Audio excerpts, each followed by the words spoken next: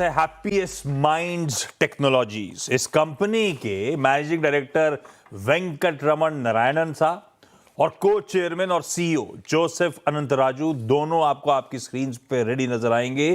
Thank you so much आप दोनों का जुड़ने के लिए। डॉक्टर साहब का नतीजा रखिएगा स्क्रीन पे।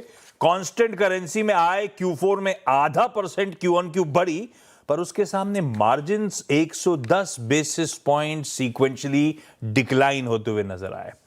अच्छा वेंकटरमन सर, आप लोगों ने FY27 के लिए 12.5% के ग्रोथ की गाइडेंस दी और एस्पिरेशन रखा है 15% तक का। इस तरह के स्ट्रॉन्ग आउटलुक इसलिए कह रहा हूं क्योंकि बड़ा अच्छा आउटलुक है आपकी तरफ से, जब आपके पीयर्स बहुत सबड्यूड ग्रोथ की बात कर रहे हैं। इस तरह के स्ट्रॉन्ग आउटलुक के पीछे वजह क्या है? क्योंकि अभी भी global macro economic situation environment conducive है नहीं, अभी भी चैलेंजेस बने हुए हैं बहुत सारे आईटी कंपनीज के लिए। ये कॉन्फिडेंस कहां से आ रहा है? तो मैं पहले नंबर्स के बारे में बात करूंगा।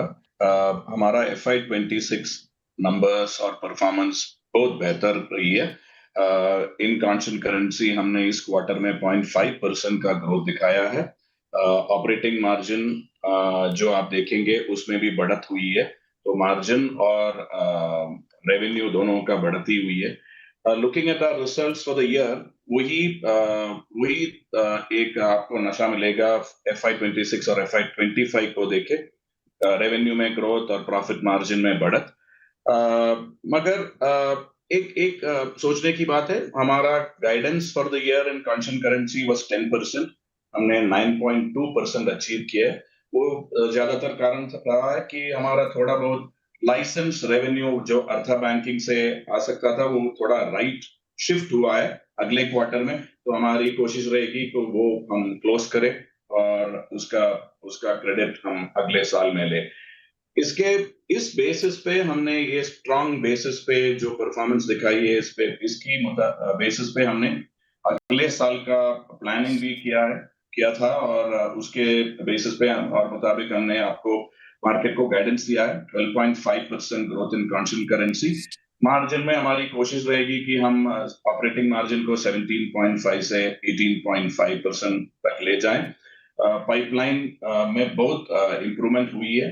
वही कारण रहा है कि हमारा कॉन्फिडेंस से जो हम बात कर रहे हैं अगले साल की गाइडेंस के बारे में, तो ज्यादातर अच्छा ही रहा। We have ended the year on a very strong note and hopefully getting into the next year with the strength that is built over the last year. Perfect है। अच्छा जोसेफ सर, हैप्पीएस्ट माइंड्स अपने आप को हमेशा position करती है as an AI first organisation, और positioning अपनी जगह है। अगर इसको क्वांटिफाई कर सकें कि करंट डील पाइपलाइन में से कितना जेन AI या वो जनरेटिव AI रिलेटेड बिजनेस है, कितना वो AI led transformation related business है, उससे क्लैरिटी आएगी हम कैसे पोजीशन है दरअसल इस यूनिवर्स में। तो जैसे आपने बताया, हम 4 साल से AI को अपना स्ट्रैटेजी का सेंट्रल एलिमेंट बनाया है। हमने GBS बनाया था जो बहुत अच्छा रिजल्ट्स दिया है। इस साल पिछले साल 2 मिलियन से 5.5 मिलियन तक गया है और आगे इजीली डबल होएगा GBS का रेवेन्यू। उसके अलावा एनालिटिक्स COE में काफी AI काम कर रहा है, उसमें भी काफी कस्टमर इंटरेस्ट और ट्रैक्शन मिल रहा है। और हम ये देख रहे हैं कि हमारा AI फर्स्ट स्ट्रैटेजी जो है उसका 3-4 एलिमेंट है। एक तो है जो कस्टमर्स को AI और GenAI अडॉप्ट करके अपना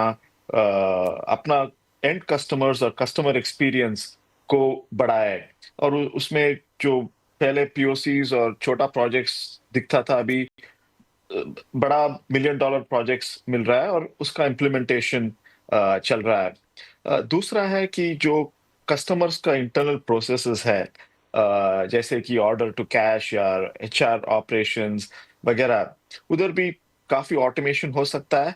और जो 2-3 अपॉर्चुनिटी जो था वो अभी बढ़ रहा है और काफी कस्टमर्स को हम उधर हेल्प कर रहे हैं। तीसरा जो है हमारा सॉफ्टवेयर लाइफ साइकिल में एआई यूज करना पहले को पायलट यूज कर रहे थे। पिछले 3-4 महीने में क्लाउड कोड का काफी डिमांड हुआ है और उसका अडॉप्शन भी काफी बढ़ गया है। उसमें से कस्टमर्स को काफी प्रोडक्टिविटी एनहांसमेंट्स मिलता है। इसकी वजह से अपना जो एप्लीकेशंस और प्रोजेक्ट्स है जल्दी कर सकते हैं और कम पैसे में। और ये हम प्रोएक्टिवली कस्टमर्स को प्रमोट कर रहे हैं क्योंकि उसका भी मुनाफा होगा और हमारा भी मुनाफा होगा। अगर आप इंफ्रास्ट्रक्चर और सपोर्ट देखेंगे, L1 L2 में काफी ऑटोमेशन हो रहा है और यहाँ भी हम प्रोएक्टिवली हमारा जो मैनेज सर्विसेज में है उसमें अपना प्लेटफॉर्म एम्बेड किया है।